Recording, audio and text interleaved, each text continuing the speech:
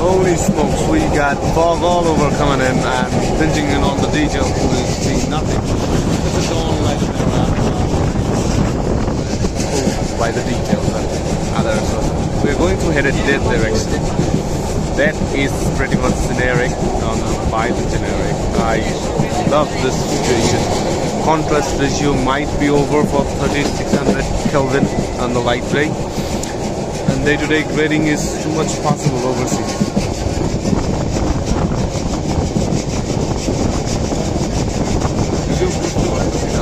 কতটুকু পরিমাণ মানে বাইরের স্থাপতার সীমাটা চোখে তো দেখতে পারতেছি না। এখানে কুয়াশার লিমিটটা অনেক মারাত্মক পরিমাণ হাই।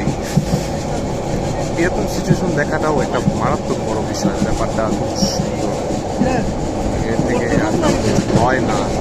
এটা এমন একটা ইউনিক সিচুয়েশন, জোস একটা ফিলিং, ওয়েদারটাও সেই অস্থির, একদম প্রপার মানে ইন্ট্রিগিং একটা ইস্যু থাকে না, সেই ব্যাপারটা।